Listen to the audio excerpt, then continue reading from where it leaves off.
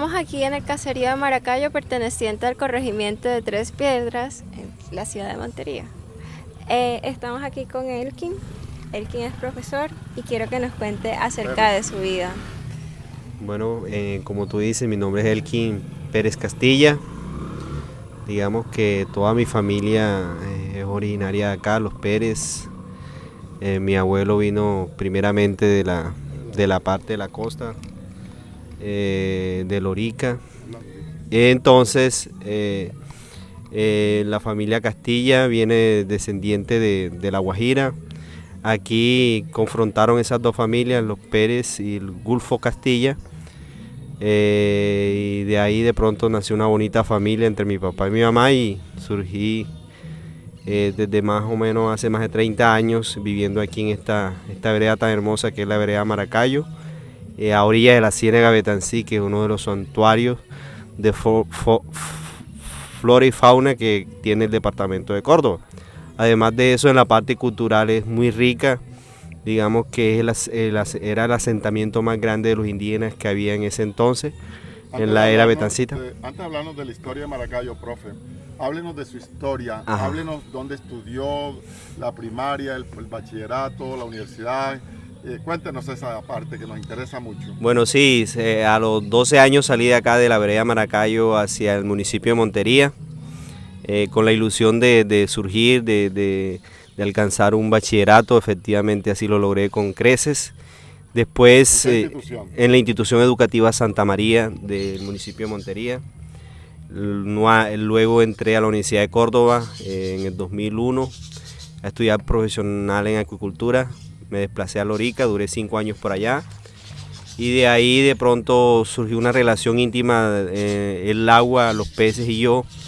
Entonces en el 2006 fui afortunado y digamos que me gané la financiación de un proyecto por el SENA, por un fondo que se llama Fondo Emprender. Desde ahí empezó mi vida empresarial. Duré 5 años trabajando en la empresa Pepbeta Limitada como propietario y como fundador. Además de eso, esos recursos fueron financiados y fueron condonados a la vez. Digamos que contiguamente empecé una licenciatura en la Universidad de Córdoba, queriéndome capacitar más, y después empecé a ejercer la docencia desde el año 2009, 2011, futuramente proviendo de ser licenciado en el 2016. Trabajé con diferentes entidades, en la Corporación Colombia Internacional, con la Universidad de Magdalena en el campo de la acuicultura. En el 2006 empecé un proyecto de Bioflow nuevamente en la parte de acuicultura y alternaba la docencia a estos proyectos de Bioflow, que son unos sistemas de acuicultura que se manejan en los sistemas del Ministerio de Agricultura en ese entonces. Quisiera preguntarte acerca de qué trata tu proyecto, con qué estás trabajando en este momento. Bueno, eso fue en el 2016 cuando por la Fundación Biopaz surgimos como asociación acá a la comunidad, un proyecto muy bueno que generó el ministerio, benefició a 100 familias. Esas 100 familias fueron beneficiadas en ese proyecto y empezamos ese trabajo hasta el 2018. Me tocó abandonarlos porque gané una convocatoria con la Comisión Nacional como docente a nivel del municipio de Montería. Me tocó desplazarme a la institución educativa Guasimal, donde empecé a trabajar como docente. Gracias a Dios también gané un concurso en el SENA en el 2017 y actualmente en el 2019 empecé en el mes de marzo con el SENA como instructor en el área acuícola. Listo. Elkin, ¿cómo era el caserío de Maracayo antes y cómo es ahora? ¿Qué cambios ha registrado? O primero que nos hable un poquitico de la historia de Maracayo, por qué se llama Maracayo, por qué Betancí, luego... Listo, pues sí, mejor. Bueno, sí, hay que partir digamos que cuando estaban nuestros indígenas aquí, antes de la llegada de los españoles. Digamos que en ese entonces esto aquí era un poblado grande de indígenas. Aquí, ¿cómo surgió Maracayo? ¿Cómo Mire, se llamaba la etnia, profe? la Zenú, todo esto, recuerden un poco que tanto el fincenú, pancenú y cenúfano hacen parte de los cenúes. El fincenú que corresponde al río Cenú, pancenú que corresponde al río San Jorge y los cenúfanos que corresponden al Cauca. Esto hacía parte de los fincenú y digamos que era el poblado más grande que había en ese entonces eran los cenúes de aquí del Betancí. Pues de hecho todavía el poblado de Maracayo no existía en ese entonces. ¿Cómo empezó a surgir el poblado de Maracayo? Primero estaban dos tribus grandes aquí en la orilla de la Ciénaga, que era en la Ensenada de Hamaca, que es un pueblito que se conoce como Ensenada de Hamaca. Actualmente ahí estaba digamos que la tribu de Borques, perdón, de Hamaco. Y más abajo, lo que es el Caño Betancí, estaba el de Borques. Entonces Hamaco, digamos que aprovechaba la ciénaga y Borques aprovechaba el caño. Pero cuando el caño bajaba su producción, Borques se venía a la ciénaga. Entonces empezaron un confrontamiento entre Hamaco y Borques porque Hamaco no permitió que Borques pescara y aprovechara el recurso de la ciénaga.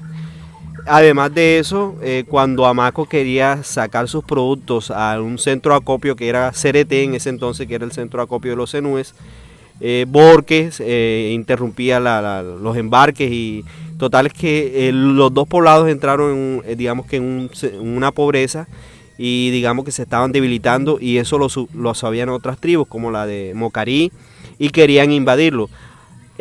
Darse cuenta los dos caciques, tanto Borges como Hamaco, que esto iba a pasar, ellos lo que hicieron fue un pacto y en ese pacto consistió en que iban a casar a su hija Tuduray, o sea Hamaco iba a casar a su hija Tuduray con el cacique Betancí, que era el hijo de Borques, o sea que Betancí era el cacique, el hijo de Borques. En ese entonces hacían un ritual, ese ritual lo hacían en presencia de las dos comunidades, tanto la de Hamaco como la de Borques. Y eso se hacía, este ritual consistía en lo siguiente, que tenían que hacer el acto y hacerlo en una sábana blanca y mostrarla al público que había habido, ¿cómo es? Relación. Entonces en esa relación tenían que demostrarse la varonilidad y la varonilidad se le daba a los cenúes, a las mujeres. De hecho, el triarcado que existía de los cenúes, fincenú, pancenú y cenúfano, eran 3 mujeres, por eso se llamaba triarcado. Entonces ahí cuando mostraron la sábana efectivamente se estaba demostrando la varonilidad del hombre y también de la descendencia de la mujer. Entonces cuando mostraron la sábana empezaron a decir Mara, Mara, que era la mamá ¿de quién? La mamá de Tuduray. Y Cayo, que era la mamá de Betancí. Entonces una comunidad decía Mara, Mara, que era la mamá de Tuduray. Y los otros decían Cayo, contentos porque todavía había pasado. Entonces uno decía Mara, Cayo, Mara. Entonces el primer hijo que nació de Betancí Tuduray se llamó Maracayo. Y fue cuando ellos empezaron a formar el caserío de Maracayo.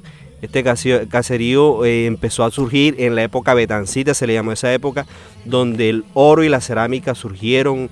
Aquí se han encontrado, digamos que, tumbas de los grandes caciques de 25, de 23, de 22.5 libras de oro en figuras. Digamos que el oro no era de esta zona, sino que hacían el famoso trueque con otras tribus, como los cenúfanos. ¿Y cómo lo hacían? Porque, ¿qué pasa? Que ellos se especializaron en muchas técnicas. Entre esas técnicas fue la técnica del salado.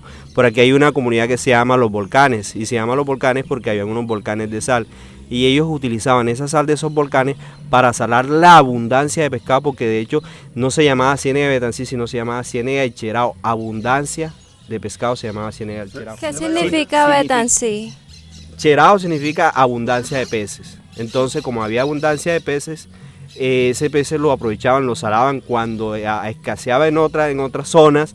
Entonces lo que hacían ellos era el trueque, lo llevaban a Cereté, hacían trueque o lo cambiaban por unas rutas que tenían por aquí con los cenúfanos y los pancenú y cambiaban ese oro, o sea que ese oro venía de la parte del Cauca, que es tierra de oro. Entonces ellos aprendieron a elaborar ese oro, a laborearlo.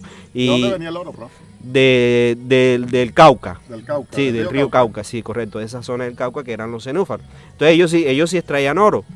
Ellos sí sabían extraer el oro, pero ojo, era un oro macizo. ¿Cuál Acá, era el recorrido para que el oro llegara aquí vía la vía de transporte? ¿Cuál era para que el oro llegara bueno, aquí? de lo que uno llama el otro lado de la ciénaga, se dice que hay unos senderos que caminaban por esos senderos, habían como especie de unos terraplenes, de hecho todavía existen en poquitos, pero se ven.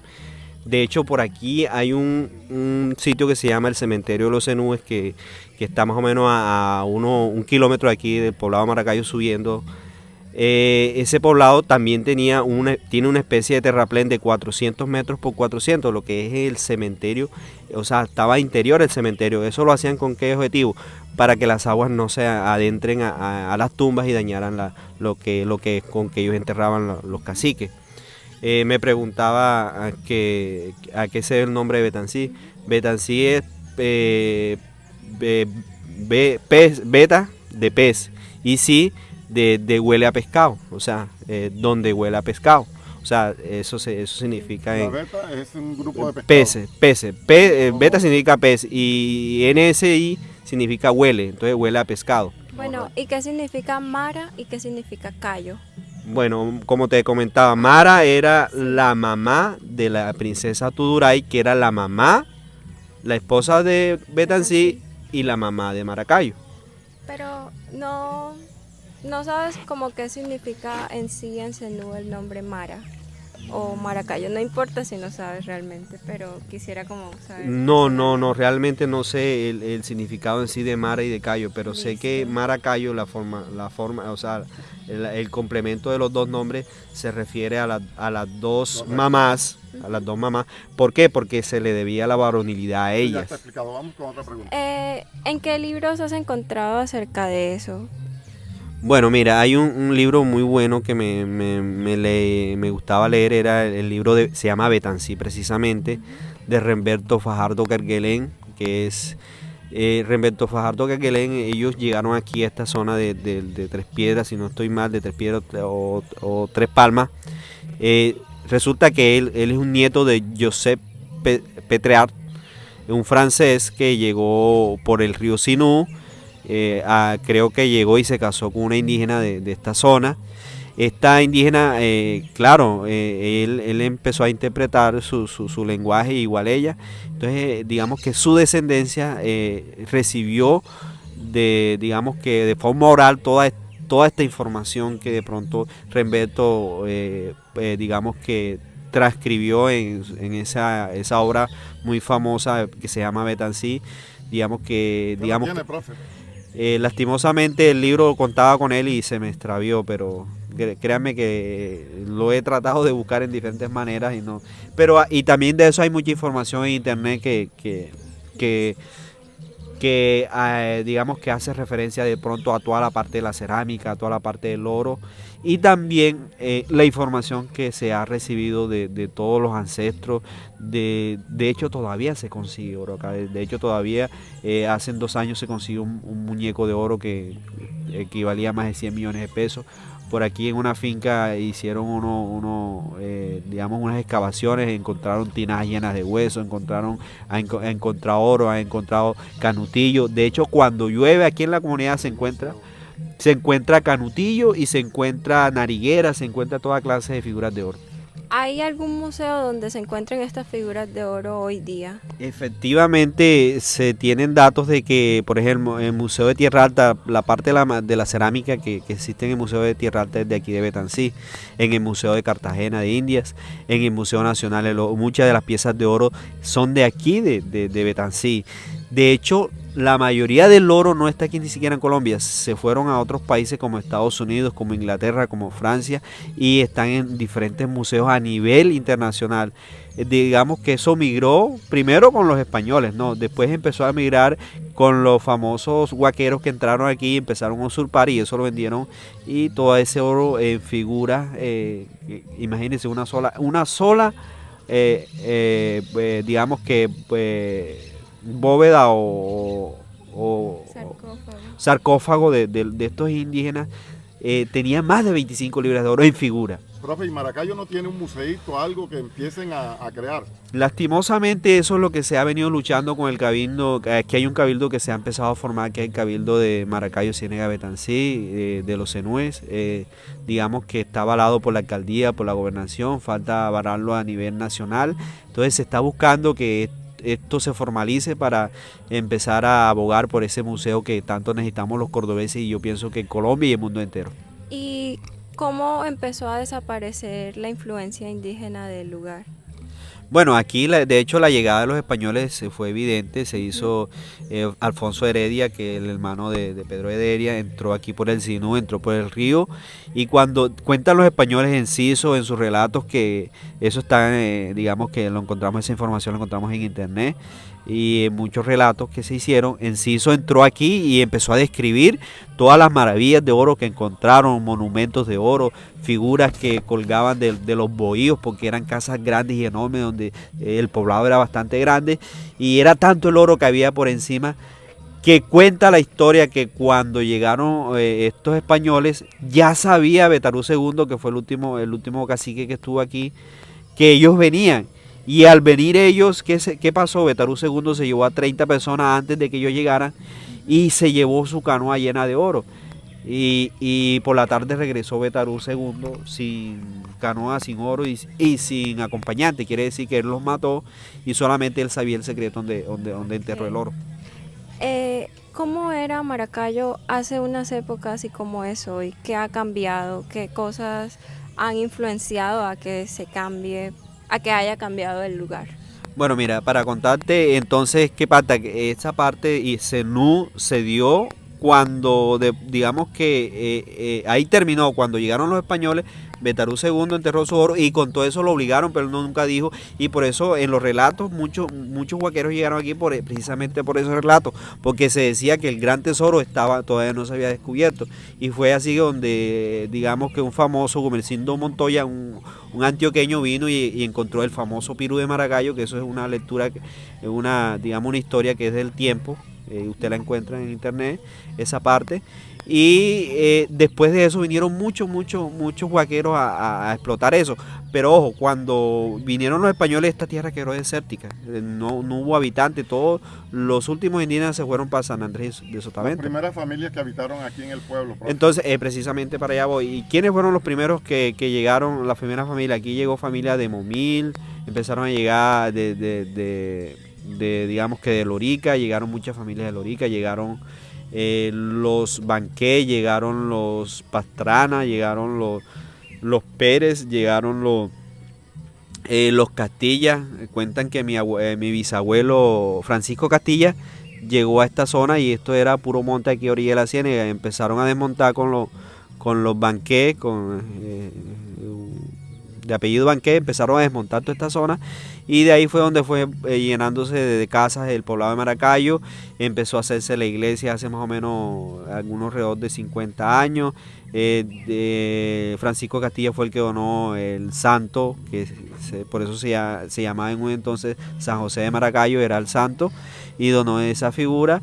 Dice que Francisco Castilla era, digamos que venía como navegante, y llegó aquí, tuvo familia y salió hacia la parte de Valencia. Yo creo que por allá murió. Es muy famoso porque él cargaba un libro de hechizos, de historia, de cuentos, donde digamos que de esa parte indígena que él traía de La Guajira, digamos que la vino también a compartir acá. A compartir. El libro, no, era un libro de brujos, de cosas que no se tiene nombre. ¿Cómo ha influido